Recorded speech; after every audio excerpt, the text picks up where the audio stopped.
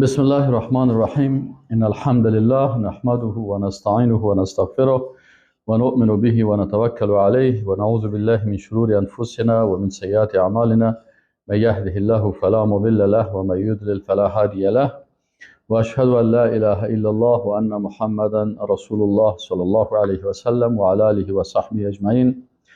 دوستان عزیز، خواهران، برادرای محترم، السلام علیکم و رحمت الله و برکاته. انشاءالله که همه شما خوب باشین و باز هم قبل از همه شکر میکنیم به بارگاه الله سبحانه و تعالی که برای ما و شما توفیق نصیب کرد که ما و شما در یک درسی از درسهای خالق شناسی و یک درسی از درسهای ایمانی در این اشتراک بکنیم. الحمدلله ثم الحمدلله ثم الحمدلله. همیشه حمد و شکر الله را بکنیم به خاطر از اینکه امید توفیق حاصل کردن برای شنیدن حق این یک بزرگترین نعمت الله سبحانه و تعالی هست که بر بنده های خاص خود الله سبحانه و تعالی ای را نصیب میکنه. دوستای عزیز، موضوع امروز ما و شما است درباره وجود خالق کائنات، در مورد الله سبحانه و تعالی و وجود ازی. چون ما و شما در عصر زندگی میکنیم که بعضی اوقات دشمنای اسلام از شهوات و شبهات استفاده میکنن تا بسیاری کسا را ذهنشان خراب بسازن و بعضی از چیزهای میگن که درباره وجود خالق در زنا شک پیدا شود. الله متعال برای ما و شما الحمدلله حس داده که باید از حس خود در محسوسات استفاده بکنیم. برای ما و شما عقل داده که در امور عقلی معقولات از عقل خود استفاده بکنیم. برای ما و شما الله سبحانه و تعالی علم داده که از علم خود در امور تجربی استفاده بکنیم و همچنان الله سبحانه و تعالی برای ما و شما وحی را نازل کرده، قرآن و سنت را، که ما و شما در امور غیبی از اینا استفاده بکنیم. پس در وجود خالق متعال سبحانه و تعالی دلایل مختلف هست. اول دلایل حسی است. ما و شما گفتیم در محسوسات باید از حس استفاده بکنیم، چون الله سبحانه و تعالی همون ذاتی هست که برای ما حس خلق کرده، عقل خلق کرده.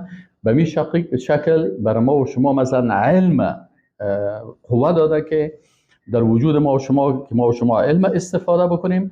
همین قسم الله سبحانه و تعالی نازل کرده وحی تا که در مسائلی که باز حس و عقل ما کار نمیکنه اونجا باز از وحی استفاده بکنیم. اولی دلیلی که در مورد وجود الله سبحانه و تعالی هست دلایل حسی هست.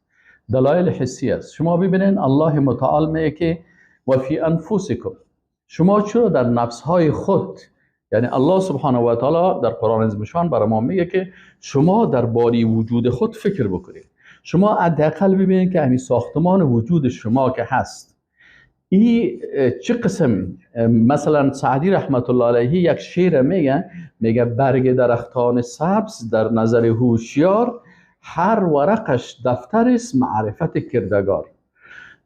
یعنی شما میگه اگر یک برگ سبز درخت شما بگیرین و این برگ درباره از این تحقیق بکنین، اینمی دلیل بسیار زیاد است. هر ورقش دفتر است معرفت کردگار. یعنی هر ورق از یک دفتر است که خالق متعال برای ما و شما معرفی میکنه و نشان میده.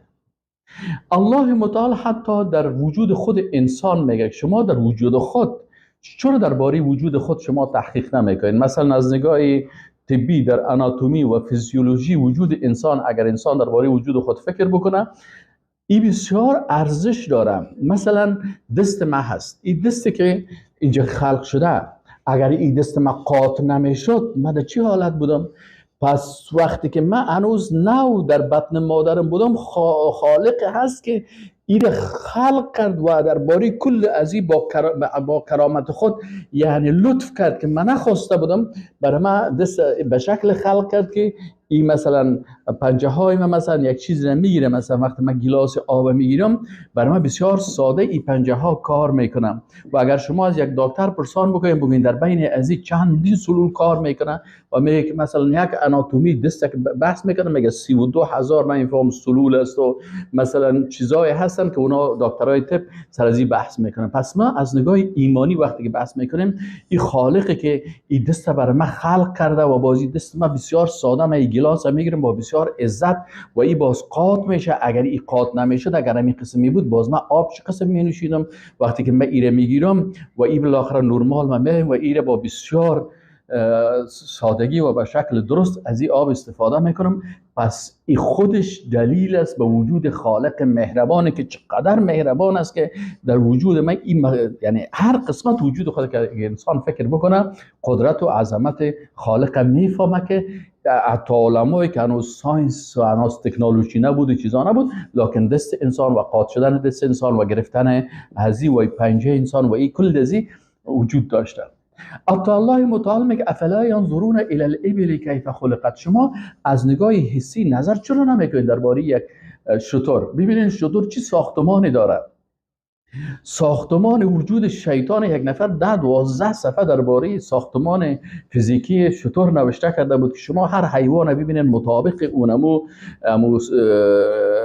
وظیفه که در اون جایی که داره. مثلا شتر برای زندگی کردن در صحرا و در مناطق صحرایی که است، این شتر چقدر مؤثر است و تاثیرگذار هست و چه قسم بینی از این چی ساختمان داره، گوش از این، سپلهای از این که در صحرا دیگه حیوانات حتی حرکت کردن نمیتونه، ولی شتر با بسیار حالت نرمال در این مناطق چی میکنه؟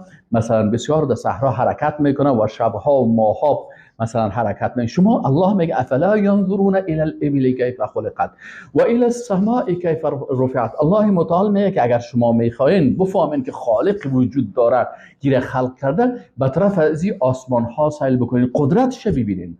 قدرتش ببینین که مثلا ببینین من این کامپیوتر از استفاده میکنم. اگر یک کسی بیای بر ما بگه که والله کامپیوتر کل چیزش تصادفی است، من خنده میکنم. چی میگید تصادفی است؟ این ماوسش تصادفی است، این صفحات ازی تصادفی است، این برنامه ورد ازی تصادفی است، این کیبورد ازی تصادفی است. هیچ چیز این کامپیوتر تصادفی نیست. این حال شما الله متعال میگه به طرف آسمان ها سیل کنین، این کهکشان ها را سیل کنین، این حرکت های از اینا را سیل کنین و خصوصا حالا که ما و شما در عصر تکنولوژی زندگی میکنیم، اگر از طریق تلسکوپ اینا را کل از اینا را مشاهده بکنیم، قدرت الله متعال انسان در کهکشان ها میبینه. و به این خاطر است که امروز بسیاری از مردمان مثلا در کشورهای اروپایی و امریکایی و در بسیاری جاهایی که اونجا ساینس و تکنولوژی بسیار پیشرفته هست، میبینید که بسیاری از دانشمندای بزرگ مسلمان میشه. پس افلا ینظرون الی الابل کیف خلقت و الی السماء کیف رفعت. و به طرف آسمان نمیبینن که چه قسم ای بالا شده هست. و الی الجبال، الله متعال میگه شما به طرف کوه ها نظر بکنید. یعنی متخصصین و دانشمندای زمین شناسی وقتی که به طرف کوه ها نظر میکنن، ببینن که الله متعال میگه چه قسم این نصب کرده شده. و در آیت دیگه قرآن میگه که والجبال اوتادا، اینمی کوه ها که از مثل میخوار در زمین میخ شدگی است. به این خاطر علما میگن که علمایی که در راستای زمین شناسی تخصص دارن، اینا میگن که اینمی کوه ها که است به می اندازی که بالا هست، به می اندازه در پایان در زمین میخ شدگی هست. پس این کلش دلائل قدرت الله هست. و الی الارض کیف سطحت فذکر انما انت مذکر. به رسول الله صلی الله علیه و برای مردم یاد بده، شما برای مردم بفهمائین، ببینید که چی است. اینمی قسم الله متعال خلقت هر مخلوق را برای ما و شما دلائل چی میکنه؟ و از این خاطر الله متعال میگه سنوریهم، ما نشان میتیم بر از اینا آیاتنا فی الافاق و فی انفسهم.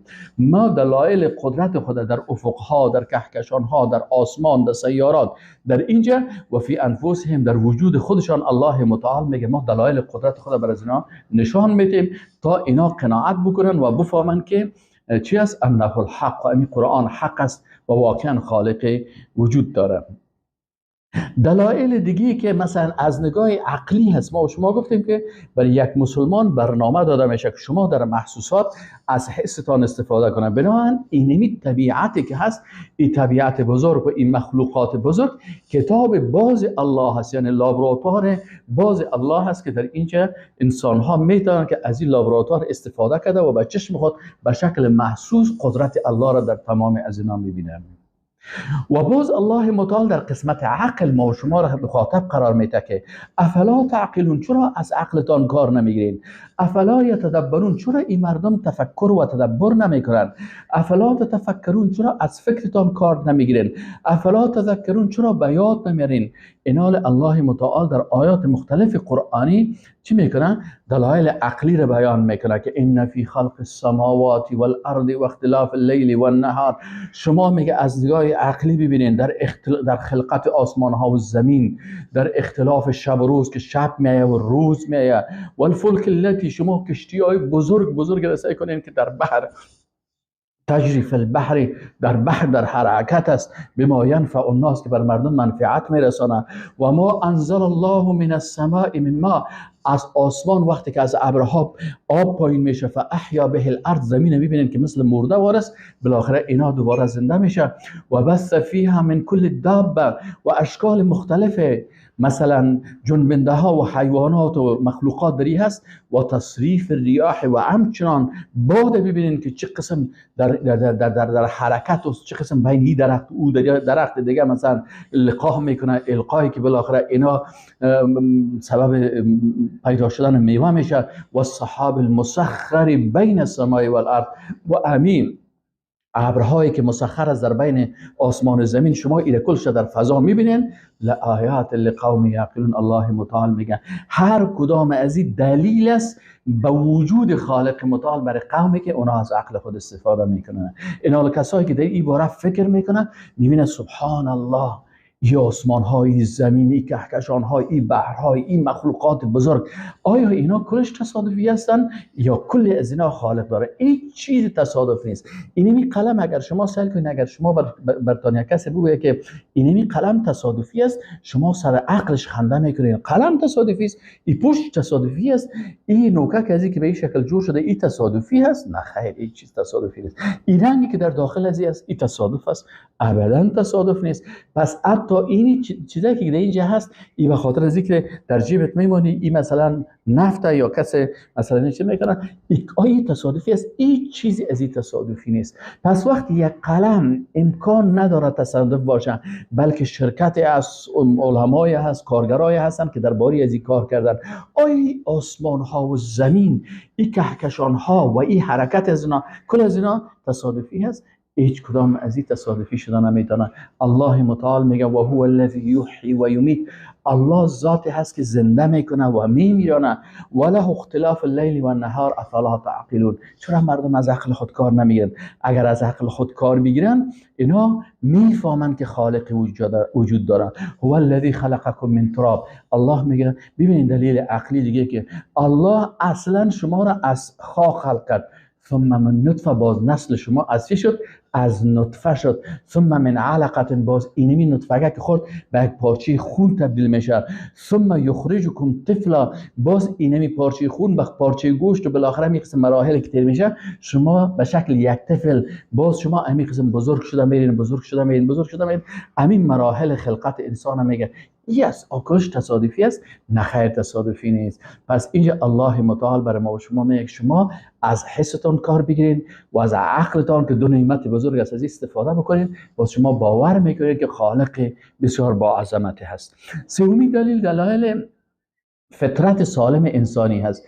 انسان اگر فطرت خود اصلا ایره چی نکنه، مثلا با شبهات و با سوالای فلسفی و با مشکلات دیگی که هستن، اگر این مختلط نکنه، انسان اما با فطرت سالم صحیح باشه، اینجا انسان قبول میکنه که خالق وجود هست، خالق وجود داره. این خالق متعال در وجود انسان اما تو چی را گذاشته؟ یعنی در فطرت از یک ملکه را گذاشته هست که خود به خود این انسان به خالق متعال متوجه میشه. مثلا شما وقتی که اگر بیاین ببینین در یک چیز شما سایل کنین، اگر در یک کشتی مثلا شما در پرواز هستین، تصور بکنین پرواز است و پیلوت و کل میگه که طیاره خراب است و دیگه هیچ امکانات نجات نیست و بالاخره این سقوط میکنه و در بحر خواهد افتاد و تک تک خواهد شد، دیگه انجیناش کلش خاموش است. لکن در داخل فطرتتان برتان میگه که در همین حالت سخت هم ذات هست که اگر بخواید همین لحظه شما را نجات میده. این از کجا هست؟ این در فطرت انسان ایمانداری و خداشناسی و شناخت خالق در فطرت سالم انسانی هست.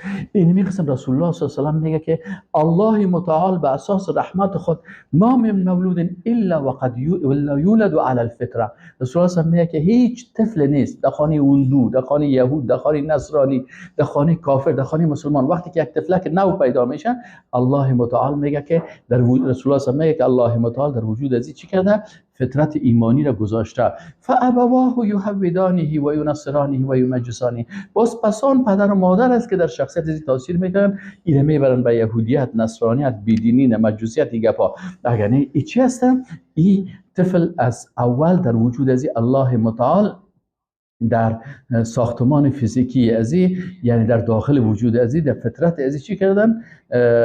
امی قوه ایمانداری را در وجود ازی الله متعال خلق کرده. ازی خاطر طفلک در هر خانه که پیدا میشه، شما سعی کنید این با ایمان پیدا میشه. این رحمت الله هست. خب اینال وقتی که دلایل حسی هست، دلایل عقلی، بین دلایل عقلی اینجا علما دلایل عقلی تقریبا 15-16 دلیل بیان میکنن.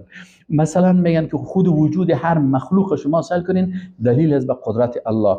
شما اگر امی پرنده ها رو ببینید وقتی که پرواز میکنن، همین پرنده ها باشه یک ساختمان خاص داره که برای پرواز بسیار خوب است. از این خاطر بسیاری وقتی که در تکنولوژی امروزی طیاره را میسازن، بعضی اوقات ده باشین شما که بعضی طیاره را به شکل باشه ساختن، بعضی طیاره را به شکل بوم ساختن، بعضی طیاره را به اشکال همین پرنده ها. ببینید که اینا بسیار تاثیر دارن در پرواز از اینا. پس این پرنده را که الله متعال این قسم در آسمان خلق کرده، این چی هست؟ این دلیل است به این که خالق با عظمت هست که این مخلوقات خلق کرده. حتی ماهی ها را شما امروز کشتی ها را که جور میکنن، بسیاری وقتا به شکل نهنگا و ماهی هایی که هستن به شکل ازی در اینجا میسازن. این چی هست؟ این کل دلیل است به این که خالق با عظمتی که او خالقی که همه چیزی که هنوز انسان ها از تکنولوژی خبر نداشتن، برای هر مخلوق یک ساختمان فیزیکی خاصی را برش خلق کرده که این بتونه وظیفه خود درست انجام بده. این کاری که از کار خالق بسیار با عظمت است. این دلیل است به موجودیت خالق با عظمت. ساختمان فیزیکی هر مخلوق، وظیفه هر مخلوق، اینمی قسم تقسیم بندی وظایف. شما وظیفه هر بدن، هر عضو انسان رو ببینید که 24 ساعت کار میکنن. مثلا در وجود انسان ما و شما یک وقت صنف هفت مکتب بودیم، استاد میاد میگفت که همین وجود انسان که است، بعضش ارادی است، بعضش غیر ارادی است. یعنی مثلا دست به اراده ما و شما هست، اما قلب به اراده نیست. این چرا؟ خالق متعال، خالقی که خلق کرده، چرا اگر دست به اراده نمی بود، دست انسان هر طرف میرفت. اگر وقت خودت شیشته میبینی در موتور میبینی، دستت به اراده در جیب یک نفر میرفت، او میگه تو کی صبوری میکنی، دزدی میکنی. لکن الله متعال دست انسان چی کرده؟ به اراده انسان ساخته. لکن قلب اگر به اراده باشه، انسان خو میبره و قلب وظیفه‌اش است 24 ساعت باید کار بکنه. از این خاطر الله متعال این بدون چی کرده؟ قلب میدر اینا را غیر ارادی ساخته. این کلش دلیل است به وجود خالق با عظمت و مهربانی که چقدر بالای ما مهربان است. برای ما و شما هر قسمت وجود ما را یک وظیفه خاص برش داده. مجرای تنفسی نه. شما که وقت ما بعضی اوقات یک لقمه را میخوریم، دکترای طب میگه که اینجا یک چیزی هست که فاصله میده که وقت تنفس میکنیم این مجرای شوشه باز میکنن. وقتی که غذا میخوریم باز آب می‌نوشیم، باز این مجرای طرف معده هست. این حال اگر یک قطره آب اگر طرف شش بره، سلفه میکنیم تا که همون این را ببین. این 24 ساعت کار میکنن. این فابریکاهایی که در داخل وجود ما هست که خون تولید میکنه و کار میکنه و وظیفه و موی تولید میکنه و مثلا گوشت تولید میکنه، این کلش چی است؟ دلایل هستن به وجود خالق متعال. دیگه از دلایل وجود خالق متعال در وجود انسان ها و مخلوقات چی هست؟ که مواد ضروری در وجود انسان تولید میشه. مثلا ضروری ترین چیز در وجود انسان چی هست؟ خون است. در داخل وجود انسان چندین فابریکه هست. مثلا آب که چشم تو بسیار وقت آب ضرورت داره، در داخل وجود ایوب آب شور میرسه به چشما. گوش آب تلخ ضرورت داره، در داخل وجود برازی آب تلخ میایه. مثلا در رنگ فابریکه های هستن، فابریکه گوشت سازی، فابریکه خون سازی، فابریکه موی سازی. این چیزهای ضروری در وجود انسان هست. سبحان الله. وقتی که هر کدام از این